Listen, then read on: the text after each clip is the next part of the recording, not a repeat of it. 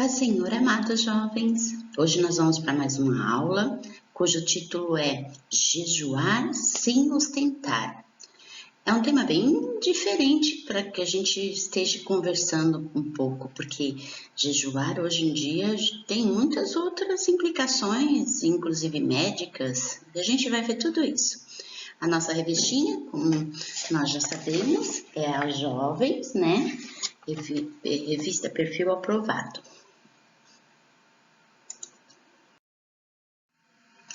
Bom, então vamos ver o que nós vamos aprender nesta semana. Jejuar sem ostentar. Primeiro, a gente vai entender bem o que é o jejum bíblico e é ensinado por Jesus. A gente também vai perceber qual é a diferença entre o jejum bíblico, que é para fins espirituais, e o jejum secular, que é aquele para prescrição médica, que é para perder aqueles quilinhos básicos que muitos pensam, né? E também tem o promover um jejum segundo os moldes bíblicos. Então, a gente vai saber, entender, perceber e sentir, agir como fazer um jejum bíblico dentro da palavra. E o versículo básico da nossa lição é: quando jejuardes, não vos mostreis contristados, como os hipócritas, porque desfiguram os seus rostos, para que aos homens pareçam que jejuam. Em verdade vos digo que já receberam o seu galardão. Mateus 6,16. Nós vamos entender esse versículo aqui um pouquinho mais para frente, como funciona tudo isso, tá? Então, o jejum, para muitas pessoas, as pessoas pensam que não podem fazer jejum, que não devem fazer jejum. Aí, que Deus se contenta somente com bastar orar, com ler a Bíblia, ter comunhão com a igreja, com os irmãos e ser dizimista. Então, jejuar não era um ato importante para muitas pessoas.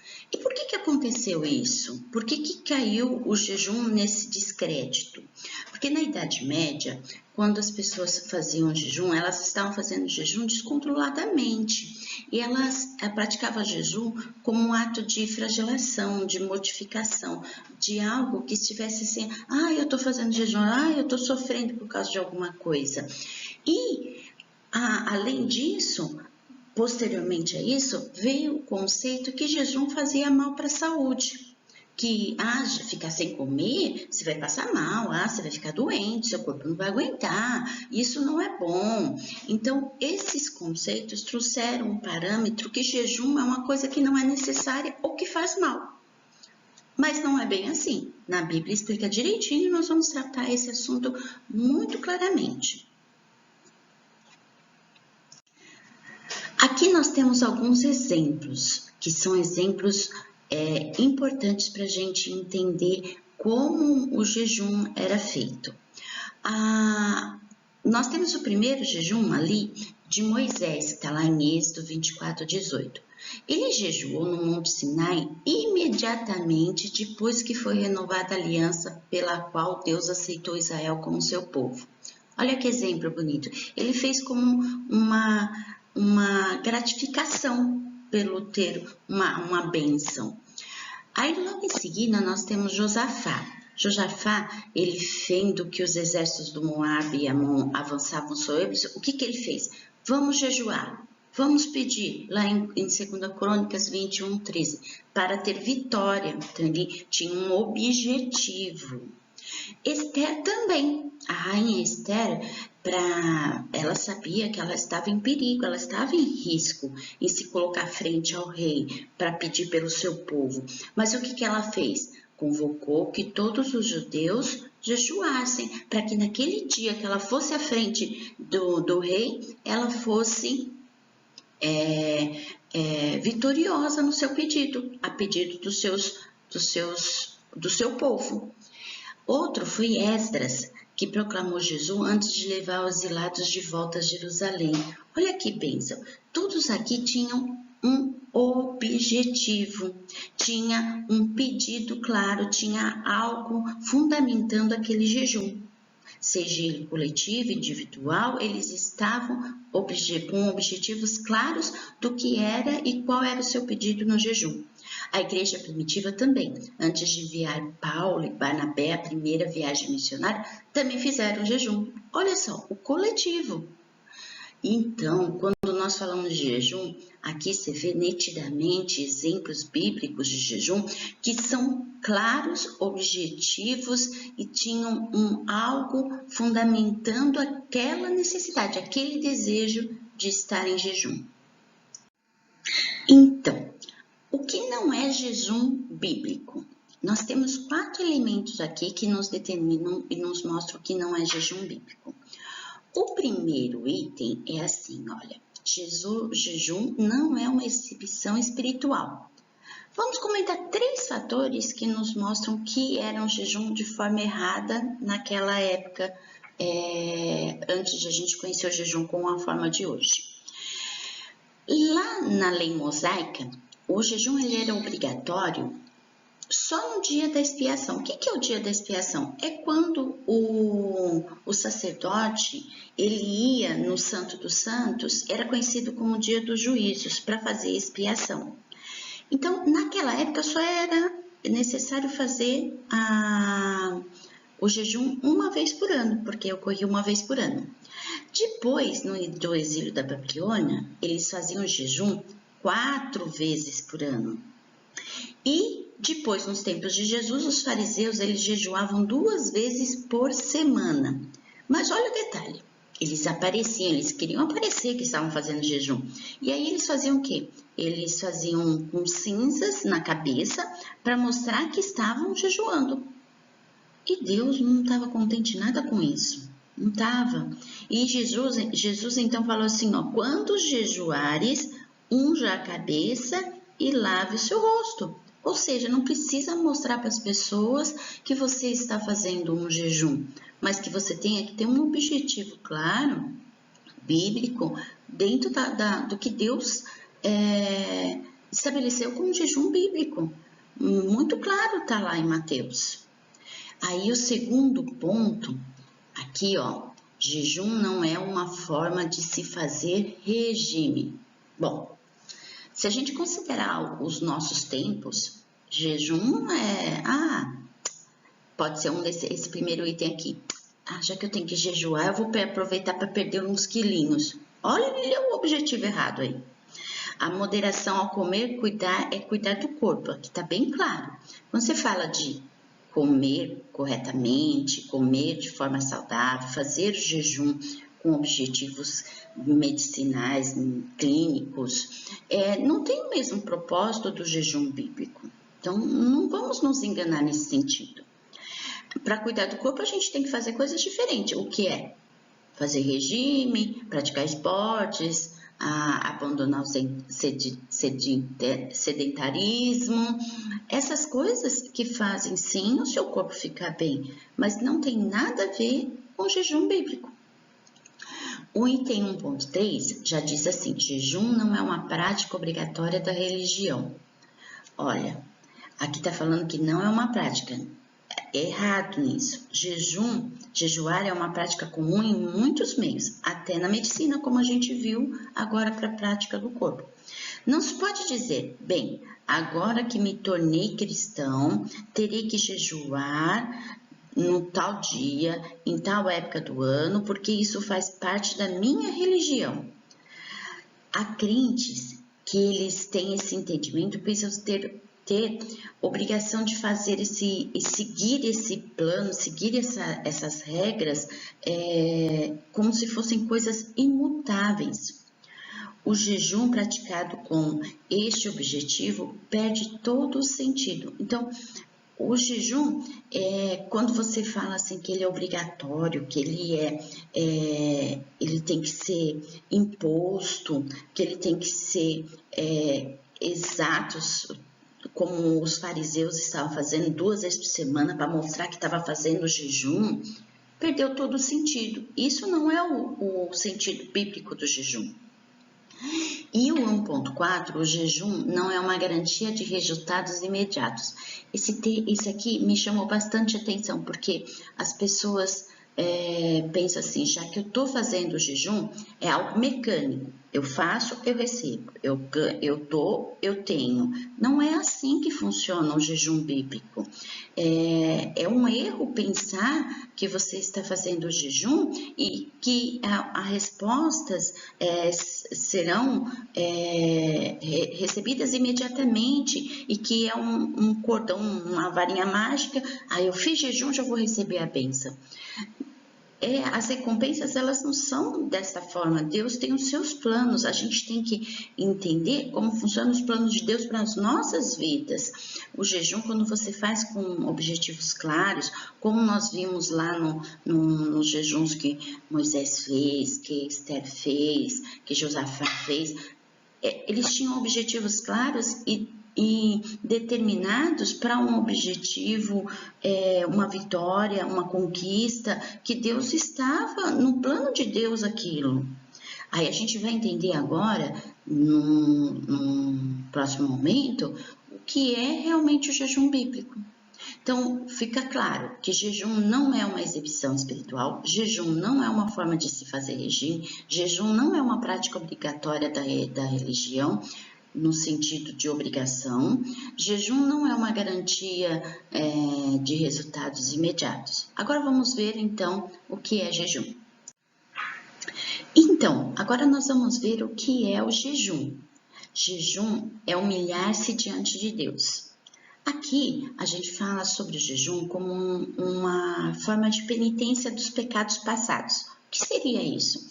Você reconhecer alguma coisa que você fez, ou reconhecer algo que aconteceu contigo, ou reconhecer algo que aconteceu com o povo e fazer o jejum como uma forma de mostrar para Deus a sua humilhação, a sua gratidão até por ter acontecido aquilo e você ter se reconhecido naquela situação.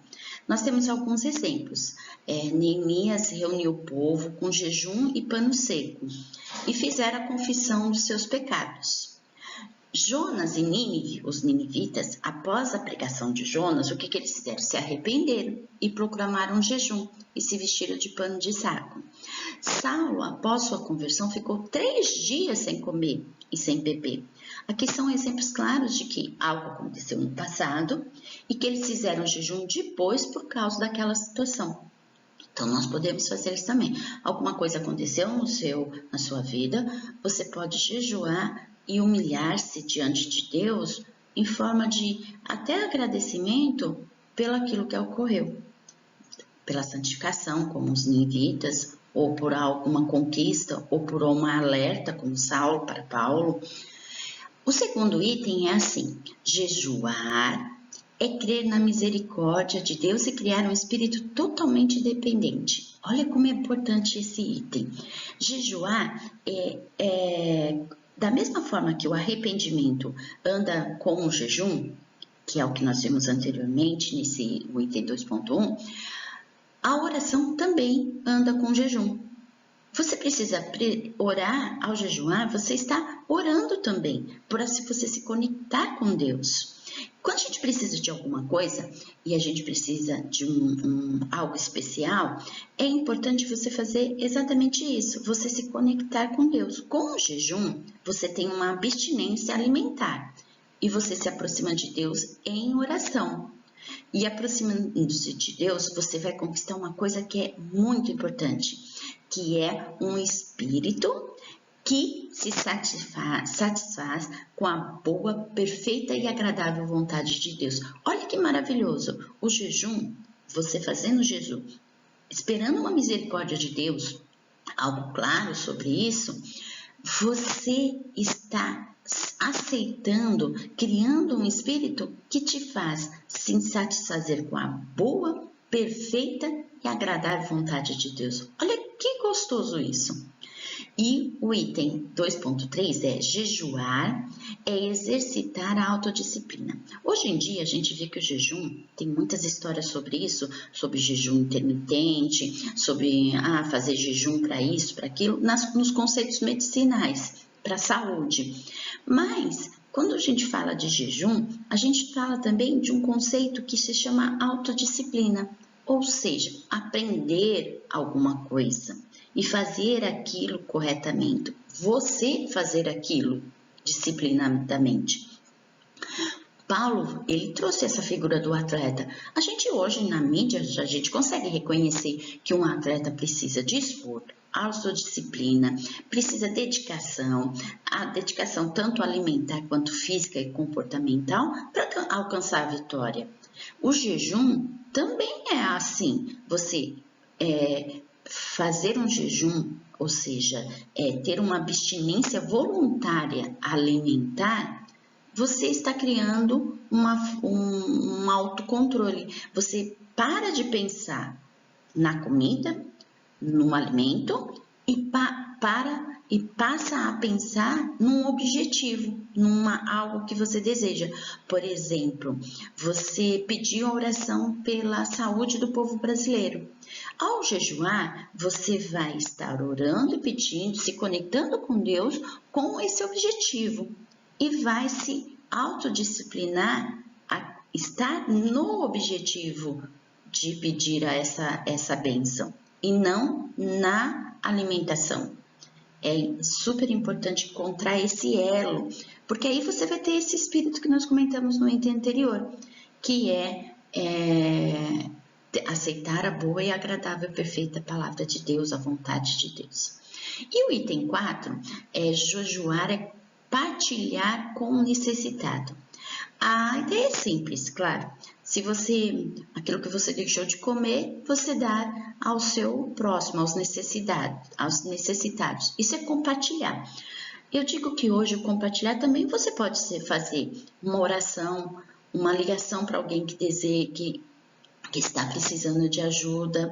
Nós precisamos nos aceitar e entender que o compartilhar aqui também é aquilo que Deus já nos ensinou muito, que é amar ao nosso próximo como nós mesmos. Então, quando você faz o jejum, você não pode ser simplesmente pensar no só seu ponto de vista, mas você precisa estar praticando o ato, a boa ação de levar aos outros também as bênçãos.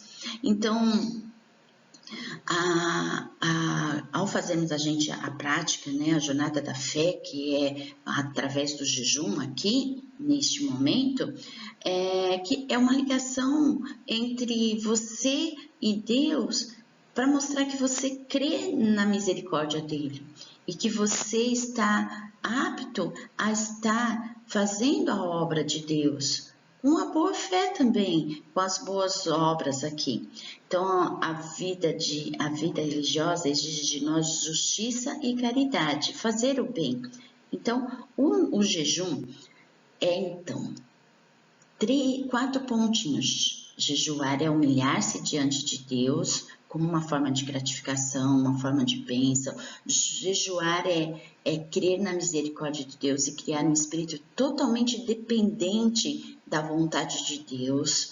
Jejuar é exercitar a autodisciplina, que é ter controle sobre você, que é importantíssimo. E jejuar é partilhar com o necessitado, com o nosso próximo, amar o nosso próximo.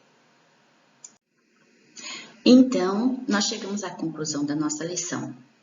Prato vazio, a abstinência de alimentação, mas isso seja por arrependimento, por misericórdia, por autodisciplina ou por amor solidário, a Bíblia nos mostra que nós temos bons e ótimos motivos para praticar o jejum bíblico. Jejuar, a gente cresce espiritualmente e a gente agradece a Deus através do jejum.